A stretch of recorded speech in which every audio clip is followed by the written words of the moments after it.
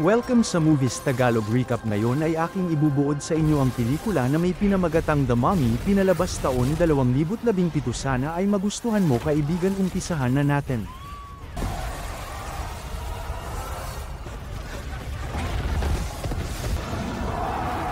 Nagbukas ang pelikula noong 1127 AD nang makuha ng isang grupo ng mga English Crusader Knight ang isang napakalaking pulang ruby mula sa sinaunang Ehipto.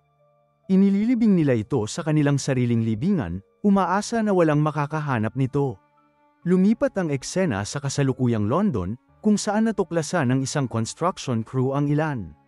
Mga libingan ng gabi sa parehong lokasyon, isang scientist na nagngangalang Henry Jekyll.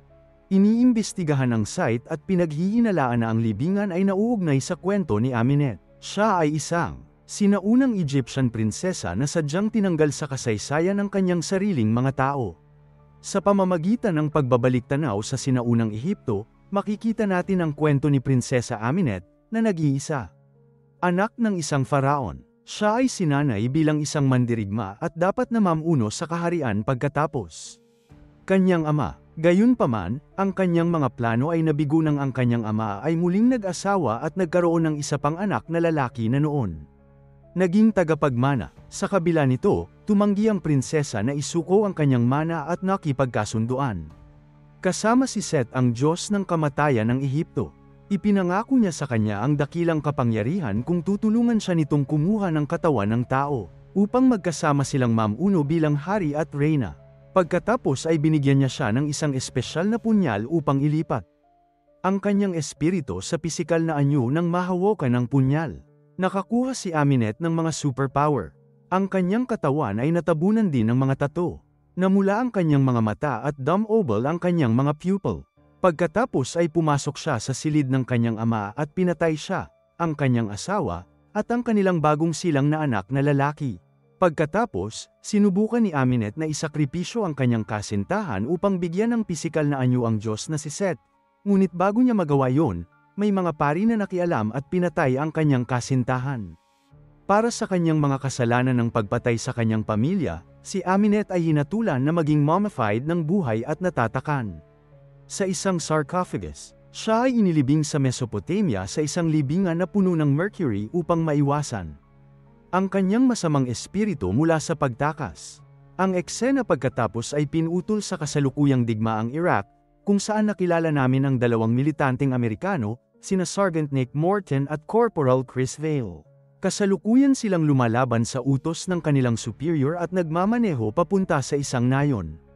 Lumalabas na gusto ni Nick na maghanap ng mahahalagang artifact mula sa sinaunang mundo na maaari nilang ipuslit pabalik at ibenta sa black market. Hindi nagtagal, ang duo ay tinambangan ng mga kaaway mula sa lahat ng panig na may putok sa lahat ng dako. Sinusubukan nilang lumaban pabalik, ngunit ang nauubusan ng bala at ang mga rebelde ay nasa napakaraming bilang. Nang walang ibang pagpipilian, nag-utos si Nick ng airstrike para maalis ang mga rebelde.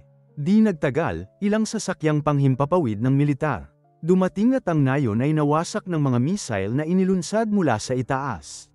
Ang ilang mga pampasabog pagkatapos ay nangyari, nagumuho sa tuktok na layer ng lupa at nagbukas ng isang butas sa lupa. Sina Nick at Chris ay sinipsip dito, at nakakagulat na natuklasan nila ang isang napakalaking sarcophagus. Ipinaalam ng duo ang kanilang commanding officer, Colonel Greenway, sa kanilang natuklasan ilang sandali matapos dumating ang Greenway kasama ang ilang mga sundalo upang siyasatin ang mahalagang nahanap. Kasama niya ang isang British archaeologist, Jenny Halsey, na agad na sinampal si Nick nang makita siya. May one night pala ang dalawa. Kasunod nito, sina Nick, Chris at Jenny kinuha ang kanilang mga flashlight at tumungo sa loob ng nakakatakot na butas upang mag-imbestiga.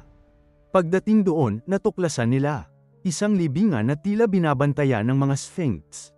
Ang kakaiba ay ang mga sphinx ay nakaharap papasok, sa halip na palabas, at maraming mga kadena ang humahawak sa sarcophagus pababa.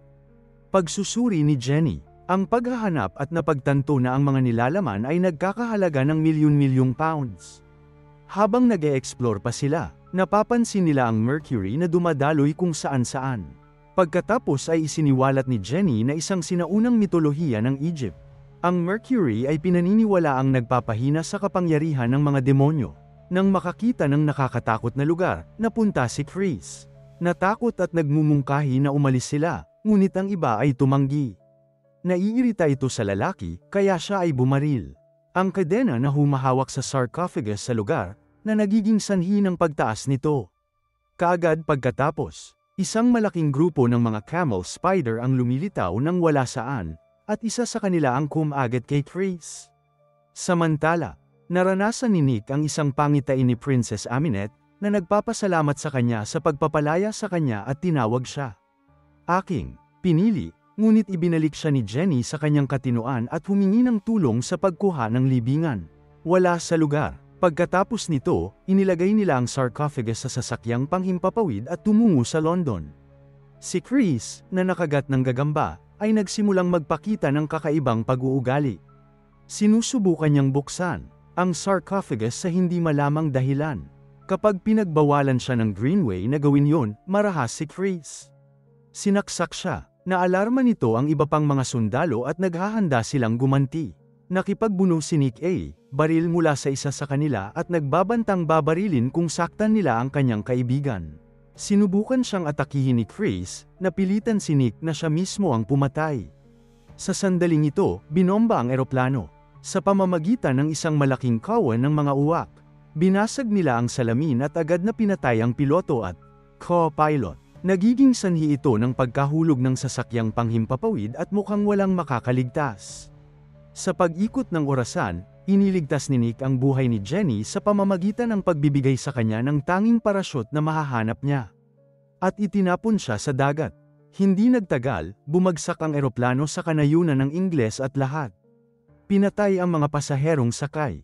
Kinabukasan, nakita namin ang mga bangkay ng mga sundalo na inilatag sa isang morgue room, ngunit si Nick, na idineklara ng patay, ay biglang nagising at pinunit ang plastic bag. Tinitingnan niya ang kanyang sarili at laking gulat niya nang matuklasan niyang wala siyang senyales ng anumang peklat o pinsala.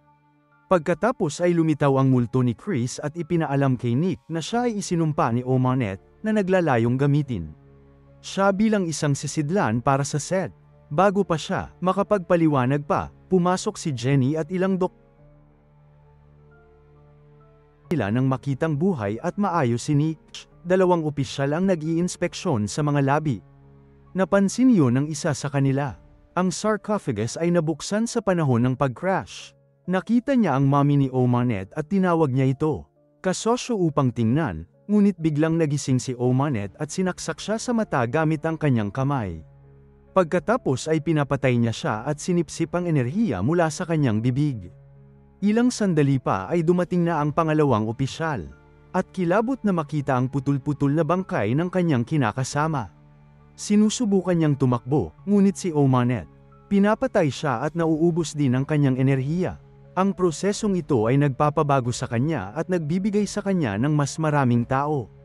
Sa isa pang eksena, sina Nick at Jenny ay nasa pub, sinusubukang maunawaan kung paano siya dumating. Bumalik sa buhay. Pinasalamatan siya ni Jenny sa pagligtas sa kanya at ipinaliwanag niya na binasa niya ang mga hieroglyphs sa sarcophagus. Pagkatapos ay ipinaliwanag niya ang kwento tungkol sa Egyptian prinsesa na si O'Monette at ang Diyos ng kamatayan. Ipinaalam din sa kanya ni Jenny ang tungkol sa isang sinaunang artifact na kilala bilang Dagger of Set. Nakataas ang hawakan nito, na may isang ruby at tanging ang kutsilyo at ang bato na magkasama ay maaaring magbigay ng set ng kapangyarihan upang makakuha ng isang pisikal anyo. Sigurado si Jenny na nakatago ang artifact na ito sa isang lugar sa Europe dahil ninakaw ito. English Crusaders. Pagkatapos, dumating ang duo sa lugar ng bumagsak na eroplano. Habang ginalugad ang site, biglang natagpuan ang kanyang sarili sa loob ng isang simbahan kung saan maraming mga zombie ang kumukuha at pigilan siya. Sa sandaling ito, ginagawa ni O'Monette ang kanyang grand entrance at tinawag siya, ang kanyang napili. Pagkatapos ay sinira niya ang isang estatwa, na inihayag ang punyal na nakatago sa loob. Sinusubukan ni O'Monette tapusin ang ritual na magpapabago kay Nick sa set, ngunit bigla siyang huminto nang mapansin niya. Nawawala ang ruby sa hilt ng punyal. Dumating din si Jenny sa lugar na nakakadistract. Si O'Monette at ang kanyang mga zombie. Ang galit na prinsesa ay nagmamadaling salakayin si Jenny. Binibigyan ng pagkakataon si Nick. Upang palayain ang kanyang sarili, nilabanan niya ang mga zombie gamit ang punyal at nagawang suplen sila. Ang duo, pagkatapos ay tumakas sa lugar at nagmaneho palayo sa kanilang van. Ngunit maraming mga zombie ang lumitaw sa kanilang landas. Dahilan ng pagliko at pagbangga ng van. Kasunod nito, dahan-daang nilapitan ni Omanet ang pagkawasak. Ngunit pagkatapos ay biglang, ilang armadong lalaki ang sumulpot at pinaputukan siya ng malabo at tipid na mga bala. Sila, matagumpay na pigilan siya at tulungan din ng duo na makaalis mula sa pagkawasak. Sa susunod na eksena, si Nick at dumating si Jenny sa isang pasilidad na nakatago sa ilalim ng Natural History Museum ng London. Bilang Nick, naglalakad sa mga bulwagan nito, napansin niya ang mga kakaibang artifact, kabilang ang isang bungo na may mga pangil at nangangaliskis na anyo. Sa huli ay nakilala niya si Henry Jekyll. Siya pala ang amo ni Jenny. Ang siyentipiko, ipinakilala ang kanyang sarili bilang pinuno ng Prodigium, isang lihim na organisasyon na nakatuon sa pag-alis ng takip at naglalaman ng madilim na puwersa. Samantala, mahigpit na pinigilan si Omanet, may mercury pump sa pamamagitan ng kanyang mga ugat upang panatilihin ang kanyang sabdod. Pagkatapos ay ipinaalam ni Henry kay Nick na ang pasilidad ay ang tanging may kakayahang alisin ang kanyang sumpa, ngunit sinabi ni Omanet na ang kanyang kapalaran ay selyado na, at ang sumpa ay hindi na mababawi. Samantala, isa pang archaeological team ng Prodigium ang nakikita. Paghuhukay din ng mga Crusaders. Hindi nila inaasahang natuklasan ng Ruby na nalaman din ni Omanet. Gamit ang kanyang kapangyarihan, upang makalaya, tinawag niya ang isang gagamba at inutusan itong gumapang sa tainga ng isang. Ang Prodigium technician, ang nagmamay-ari ng technician ay sisirain ang bahagi ng makina na nagbobomba ng mercury sa kanyang mga ugat. Nang maglaon, ipinaalam din kay Henry at sa koponan ang tungkol sa pagtuklas ni Ruby. Sinubukan ni Henry na iturok ang sarili ng isang swero, ngunit pinigilan siya ni Nick sa paghingi ng mga sagot tungkol sa kung ano ang balak nilang gawin sa susunod. Ipinahayag ng siyentipiko na dapat nilang patayin si Nick. Dahil siya ang sisidlan, pinili ni Omanet na dalhin ang Set sa mundo. Ikinagalit nito si Nick, ngunit iginiit ni Henry na ito ay kinakailangang sakripisyo para sa higit na kabutihan ng sangkatauhan. Hindi handang isuko ang kanyang buhay. Ninakaw ni Nick ang serum ni Henry at sinubukang tumakas, ngunit ito ay nagpapatunay na isang malaking pagkakamali. Ito pala, ang scientist ay may split personality, at regular niyang tinuturok ang serum para maiwasan ang pagbabagong anyo. Nang makita ito ng gwardya ay nagawang kunin si Jenny. Nick, gayunpaman, ay nananatiling nakalock sa loob kasama ang nagising na halimaw, na nagsimulang brutal na talunin siya. Pilit na sinisikap ni Jenny na basagin ang bulletproof na salamin para iligtas siya, ngunit hindi ito nagtagumpay. Kapag ang mga bagay ay mukhang malungkot para sa ating bayani, nagagawa niyang kunin ang serum at iturok ito sa galit na siyentipiko. Matapos bumaba ang sitwasyon, umalis sina Nick at Jenny sa pasilidad. Sa kabilang banda, nagawa ni Omanet na palayain ang sarili mula sa kanyang mga tanikala at pumatay ng ilang sundalo. Hinihigop niya ang enerhiya ng buhay mula sa maraming Prodigium na lalaki bago makuha ang punyal ng Set. Pagkatapos, pinakawalan niya ang kanyang dark powers para basagin ang lahat ng salamin sa loob. Punong tanggapan ng Prodigium. Pagkatapos ay dumating siya sa libingan ng Crusader at muling binuhay ang libingan ng Kabalyero. Mga bangkay. Sa ilalim ng kanyang utos, ang mga zombie ay mabilis na pinatay ang lahat ng mga kahangahangang sundalo sa libingan. Nagbibigay daan ito kay Omanet na kunin ang nawawalang Ruby at ibalik ito sa pommel ng punyal. Sa ibang lugar, nakilala ni Nick at Jenny ang multo ni Chris na gumagabay sa kanila patungo sa Ruby. Gayunpaman, sa kanilang paglalakbay, sila ay naharang at inaatake ng mga bangkay ng mga Crusader. Sinisira ng mga zombie ang pader, dahilan para mahulog sila sa tubig ng imburnal. Sinusubukan nilang maabot ang ibabaw at umalis. Ngunit sa kasamaang palad, nagpakita si Omanet out of nowhere at kinaladkad si Jenny sa ilalim ng tubig. Nagpupumilit si Nick na makahabol at sa oras na maabot niya, si Jenny ay pumanaw na. Isang wasak na Nick pagkatapos ay naglunsad ng isang pag-atake kay Omanet sa lahat ng kanyang baka, ngunit halatang wala siyang kalaban-laban sa kanya at sa huli ay nasugatan. Ang prinsesa ay nagpapalam sa kanya na may mga tadhana na mas masahol pa kaysa sa kamatayan, at na si Jenny ay nasa isang mas mahusay na lugar. She then grabs sa leeg niya at sinabing dapat siyang sumuko sa kanya, dahil kapag natapos na ang lahat, magpapasalamat siya sa kanya. Ito ay tila nakumbinsi si Nick, at hinayaan niya ang kanyang sarili na halikan ni Omanet. Ngunit ito pala ay isang panlilin lang, at agad niyang inagaw sa kanya ang punyal. Siya pagkatapos ay nagpasya na sirain ang Ruby, umaasang wakasan ang kanyang kapangyarihan para sa kabutihan. Gayunpaman, sinubukan ni Omanet na baguhin ang kanyang isip, sa pamamagitan ng pag-aangkin na kung hahayaan niya ang kanyang sarili na angkinin, siya ay magbabago sa isang Diyos na may kapangyarihan, higit sa buhay at kamatayan.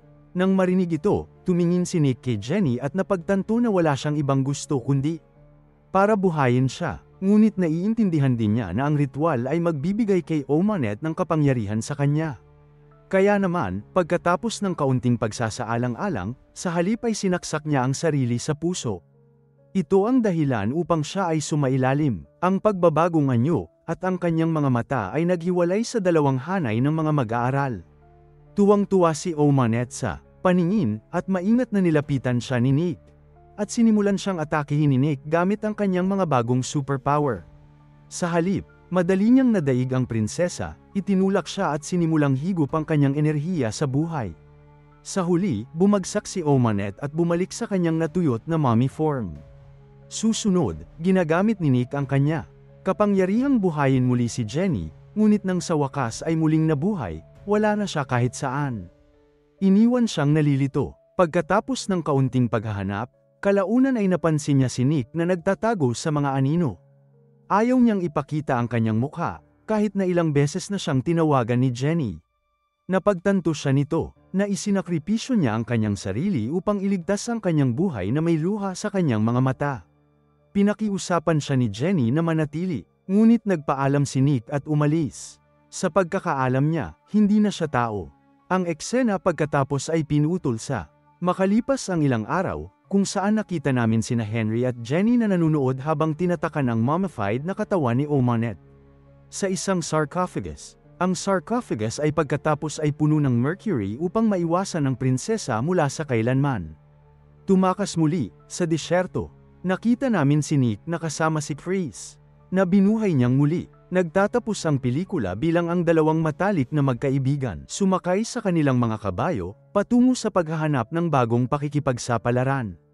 Mag-subscribe para sa higit pang mga video na tulad nito, i-on ang mga notification, at mag-iwan ng like para matulungan ang channel. Palabas, salamat sa panunood.